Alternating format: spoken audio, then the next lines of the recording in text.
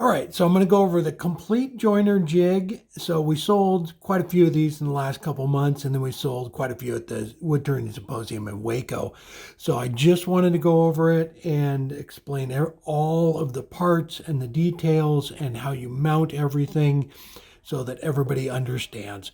And just a reminder that we do free demos for any of the Niles products. So if your club is looking for either a local or a Zoom demo, I will be more than happy to do a demo on anything we sell, including the joiner jig.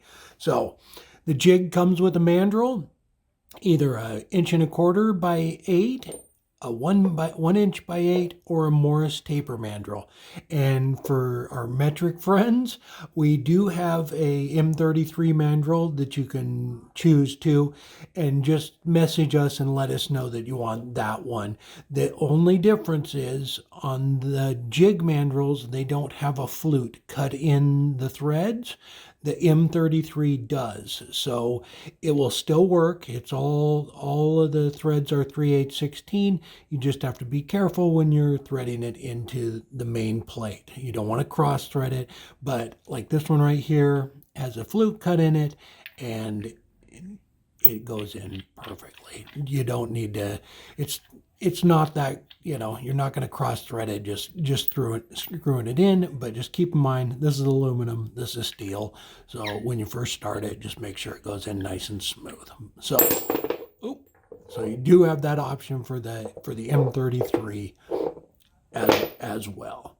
All right. So the jig comes with a mandrel, comes with a 10-hole plate, comes with an indexing plate, comes with 3 buttons, different sizes. This is a 2-inch, inch and a quarter, and a 3/4 inch. So it also comes with all the bolts that go together with it. This long bolt here goes in the indexing plate. It's countersunk there, and it is for turning bottle stoppers. I will show you. You put a waste block on there so that you can turn bottle stoppers with it. And the indexing plate is also used for doing pendants and things like that, inlay pieces. Comes with 4 of these long black bolts with the knobs on them. That is to connect the indexing plate to the 10-hole plate. They go through all those holes there, and that's how you index it. Comes with these 2 washers, and I will show you what those are for in just a sec. They only have one purpose. It is when you are using the buttons and you start off in the center hole. You put these on the mandrel first so that the threads don't bottom out. And it comes with 4 wood screws. Those wood screws are to countersink in, I dropped it through the big hole, right down in there, and that is how you put your waste block on there. So I'll show you that as well. Comes with 4 of those for mounting the waste block. So as far as the jig goes, those are all the components of it. And let me get it all set up on the lathe here, and I will show you how the waste blocks go on. You use double-sided tape to put your workpiece on. I will walk through all of those steps. All right, let me get the camera moved and I'll go over all of that. All right, my lathe is 1 1/4 inches, so we're gonna put the 1 1/4 inch mandrel on it. Was messing around with the laser, writing Niles on it, seeing how it looked. But this is the mandrel I use, so it threads right on there, just like that. And then the 10-hole plate gets mounted onto that. So it's numbered on the back side all the way up to 10. So what we're gonna do is, I'm gonna go ahead and let's start out with the buttons, because you can only use the buttons with the 10-hole plate. What I'm going to do is put 2 of these on there and then thread it into the center hole. There we go. So this thread, if you just threaded it right onto the mandrel, would stick out too far in here, and then when you went to thread the little button on, it would top out before the threads bottom out. It would hit in there. So that's really the only time you use those 2 washers, is when you're putting one of the buttons in the center hole. So first thing you want to do is put a waste block on the buttons. So the buttons are just a simple way to do 2-inch pendants, 1 1/4 inch, or 3/4 inch. So if you want to do like a pendant and a matching set of earrings, that's a good way to do it with the buttons. It just kind of simplifies everything. So everything is put on with double-sided tape, except for the waist blocks. I'll show you those in a minute. But even once I start using the indexing plate, I still use double-sided tape. It works fantastic for stuff like this. So this piece of 1/4 inch plywood, I just put a piece of double-sided tape on there, stuck it right on there. Let me grab a piece and I will show you how I did that. All right, here's the double-sided tape. It's spec tape. There it is right there. I will put a link down below in the description to this tape. This is the one I use. It works great. Never had a piece come off. So this is just the waist block. We're going to stick it on here. Get the backing off. There we go. So it is pressure sensitive too, which is really nice. So when I started out with this little piece of plywood here, it was square, and I stuck it on there and then just trued it up. So when you're first time you do it, just cut a little square piece and stick it on. So it's pressure sensitive, so you can kind of move it around a little bit, get it to running fairly true, and then press it on, and it will be stuck on there. I just pulled this off of the button. I've had it on there for a few years, and it did just fine. So, and then our workpiece will go right on the front of that. So what you want to do is, once you get it on there, turn the lathe on. Just make sure that that's nice and true and flat, because you're going to stick your workpiece right to it. Like if you have a pendant or an inlay piece, you're going to take another piece of double-sided tape, put that on there, and stick that to it. And then you can work on this. And that way it doesn't damage the buttons. It's a thin piece of plywood, so it's not going to be flexing or anything on you. So that is what the buttons are for. It's just a simple way to duplicate 2-inch or 1.25 inch or the smaller 3/4 inch earrings. That's all they're for. So after you get it all trued up, you can move it to any one of these 10 holes to offset it, like so. You could also, to create your pattern, you can also move the 10-hole plate on the back side. You can take those washers off now and move that to any one of the 10 holes to create a different pattern, like so. So that is really gonna throw it off center. So, and then you can move this anywhere you want. If you find a pattern you like, write it down. If you're in the, let's just say, the number 3 hole on the back side and the number 6 hole on the front side, just write those down so you can duplicate it. That's what's nice about it too, is it's all numbered so that you can duplicate whatever pattern you want. Anything you come up with, you can write that down and duplicate it. All right, so that is it for the buttons. They're all done the same way, no matter what size. Just put a thin piece of plywood on it so you don't damage it when you're cutting into it. So to do like little hang holes and things in it, you're going to cut into it just a little bit. And I'll show some pictures of some different pendants up here so that you can kind of see those little holes right there are when I had this on there and I went all the way through the piece to make a little hang hole for a pendant. And that's what it does. So put that on there so you don't damage the button. All right, we're back in the center hole. Everything's running true. And this is the indexing plate. So that is mounted on there with those 4 long black screws. And these are my indexing plates. So this one right here, there's the 4 wood screws. And I use this for making the pendants. So this is just a waist block. Again, I double-side tape the pendant right to it, or inlay piece. Just stick that on there. Again, after you get this on there, this was square when I put it on there, trued it up, flattened off this surface so that it's nice contact with that double-sided tape. And you just stick it right to it. And this one right here is the other indexing plate I have. So this one here, 4 wood screws, and that center hole is for that longer screw for doing bottle stoppers. So make another waste block. I just brought the diameter down there to the size of the bottle stoppers, and then it will thread it right onto it. So here's a little duck, and the bolt is 3/8 16 as well, and it will mount right on there. Once you have these two together, I'll hook them together here real quick. You can still move this to any one of the 10 holes on the chuck or the mandrel, and then you can also index it. You can unscrew those and index it and go around. So this little pendant there, same thing. This was on the flat indexing plate.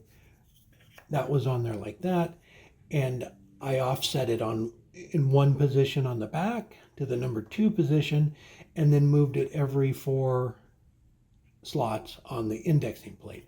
The indexing plate is all marked all the way around. This has a 0 on it, so you can spin it around and start it off on 0. And then you can index this thing to create a pattern like that. So that one right there, that pattern right there, is the number 2 hole on this plate, and every 4, just 4 little notches, and it will create that pattern right there, those circles. Here are the 4 little bolts with the knobs on them.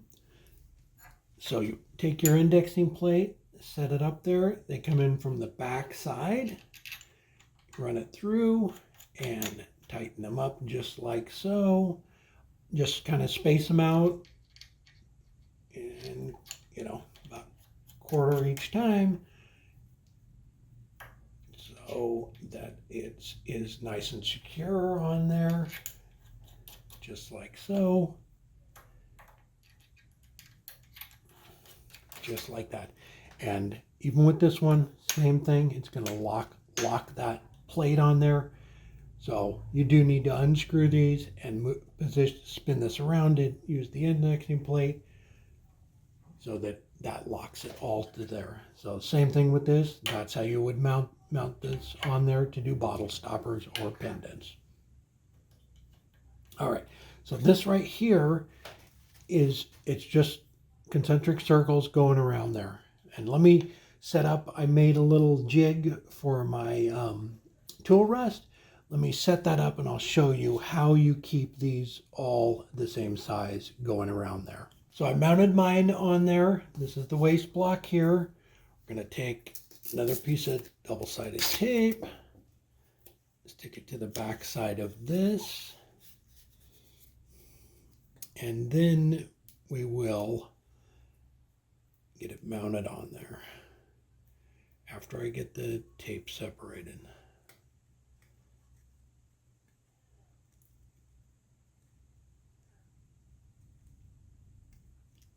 I think this is what takes the longest, is getting the backing off the tape. There we go. All right. Again, it's pressure sensitive, so you can just hold it up there, try and get as close as you can. That's not bad. I'm just gonna run with that. Press it on there. There we go. So it's running true at that point. So to create these circles, you need to move the mandrel to the number 2 position on the backside. But let me sand this off real quick, and then I will show you how we do that.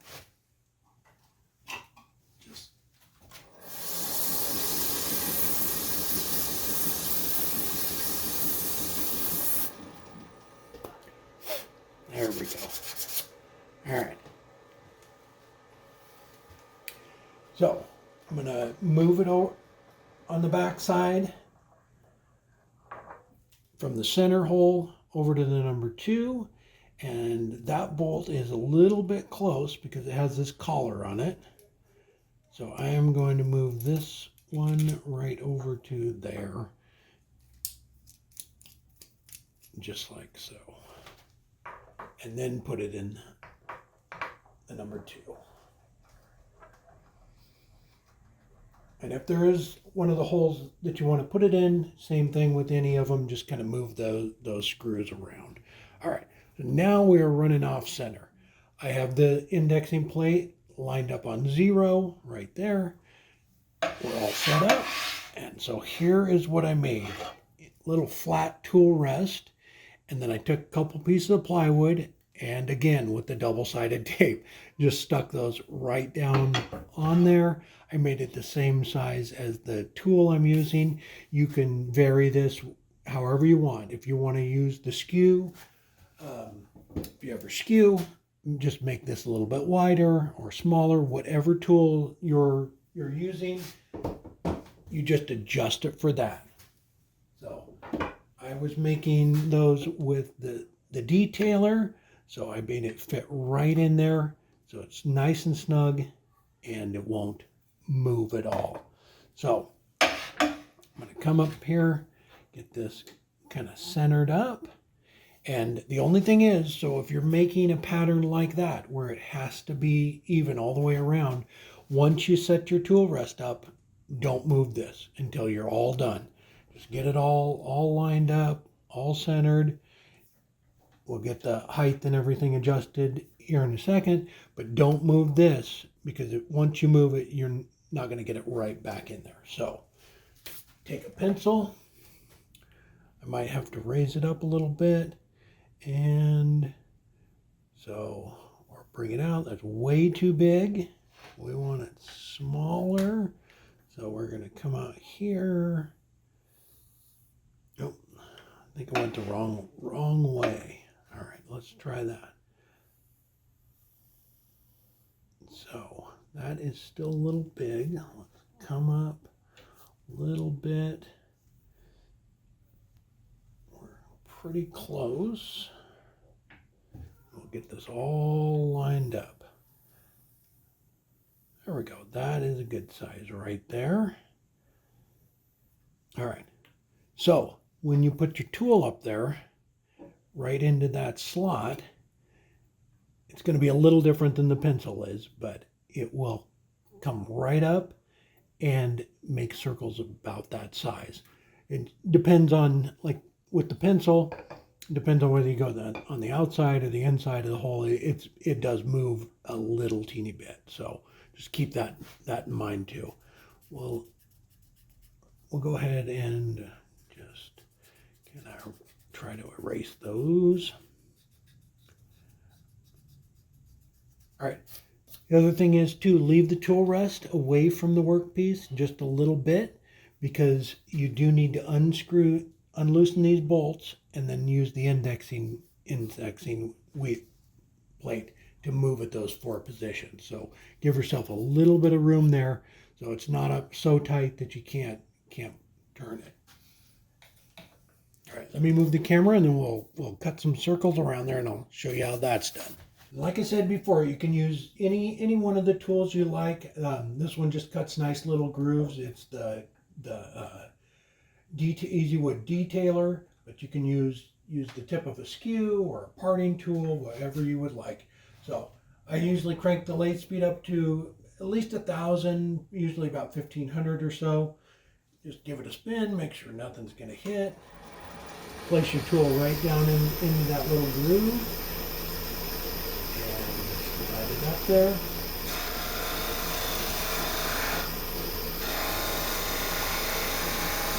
So those are actually a little bit smaller than the pencil. Pull that out. So cut that little groove in there. So what I'm going to do now is, like I said before, it's lined up 0 and 0 there. I'm going to loosen all these up.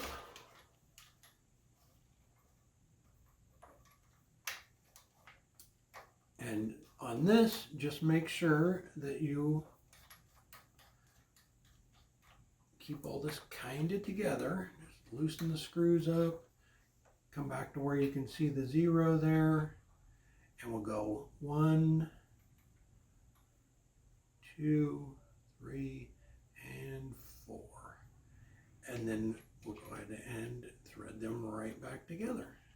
And then that way, everything stays lined up And it does come with the 4 screws, but if I'm doing something small like this, like a pendant, I usually use 3 of them.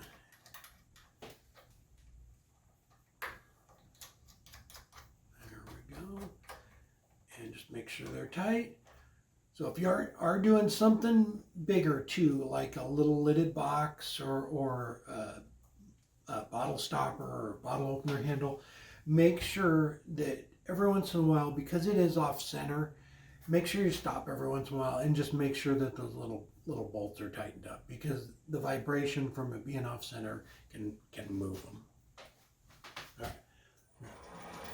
Start that right back up. As long as you haven't moved the tool rest or anything, it is going to line right back up in the same position. Like so. And so what it's going to do is keep doing that same size circle all the way around. We'll move it again, it'll do exactly the same thing, which is really nice as far as duplicating stuff. It's like this, like I said, it's the number 2 on the back side, and every 4 is going to create the same pattern. You can change the size of it if you want, but it's going to create that same pattern. And if you did every 6 or whatever it is, there's 24 indexing marks on the indexing plate, so that's the options you have. But every hole on the back side also has those 24. So you just keep, as far as designs and patterns go, it's pretty much endless as far as coming up with different things. So it's pretty neat little jig, and it's really nice that you can duplicate it. A couple of people asked too if we had some patterns to start out with. This would be one of them, that little flower pattern, if you like that. So it's number 2 in every 4, but I don't have any as far as different looking pendants.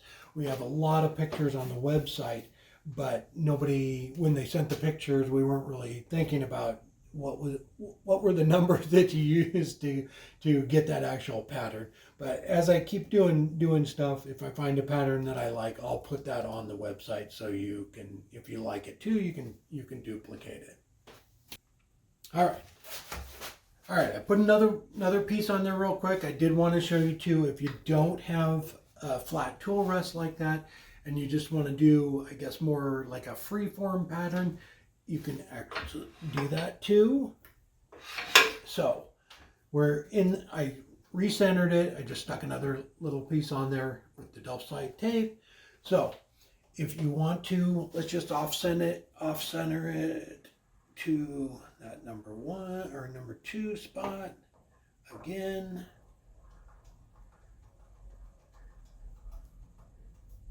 Just like so. All right, and you do want to duplicate something. You can take a piece of painter's tape, put it on your tool rest just like so, and then we will figure out.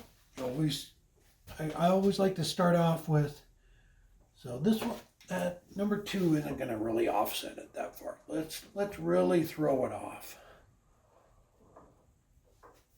Back it up a little bit. Let's get out there. I gotta move this over just a little bit.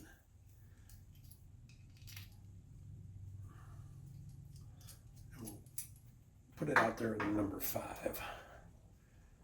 So it will give much more of an arc coming across it. There we go. All right. So if you want to have an arc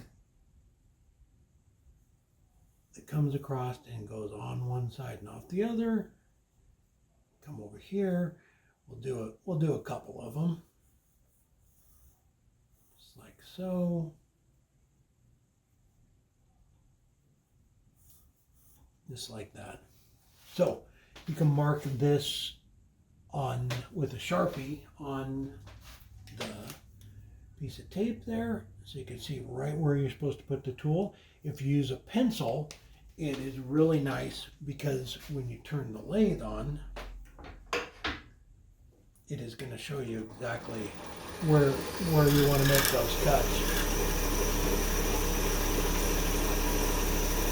So the pencil is really nice, because if you don't like that look where it's just cutting across like them, you just sand it off or erase it and start over. But with the tape on there, you can bring it right back up to that same spot every time. Another little trick I use is a magnet. So I stick the magnet on there, and that way you just bring the tool right up to the magnet, and it will, I usually mark it with a Sharpie and use the magnet. That way I know exactly that it's lined up and it the magnet hasn't moved or anything.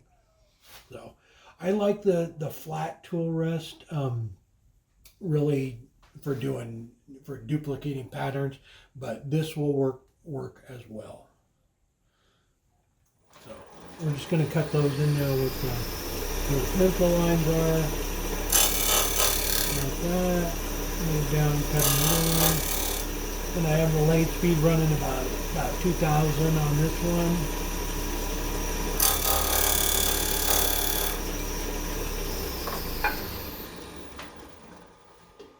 So it cuts that nice arc across it. So on this, because we're not going to go back to that, you can move the tool rest. And let's go ahead and throw it off center with one of the other holes. So let's go all the way out to 10 on this. So that was number 5. I cut there. And bring this right back up there. And so you can see where it is going to cut. You can just kind of pick a spot, come across there, it would cut this way. So let's do that. Let's cut a few coming that way. So 5 and 10, it's actually going to be opposite. You can throw it off anywhere you want, but 5 and 10 is going to be on the opposite side.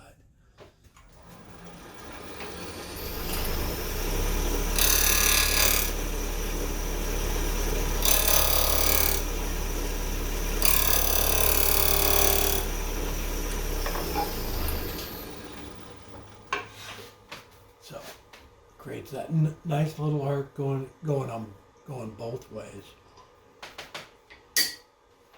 One other thing I wanted to talk about too was this surface right here is nice and flat. I take my tool or whatever it is and make sure that it's not domed out or cupped out too much, so you have good contact with your workpiece and that. So the thing with this is too, grab a nice flat piece of wood, so you're going to get good contact. And so let's say this was a pendant, so you want both sides to be nice. So when you put that on there, this is going to be the back side. So you can decorate it however you want.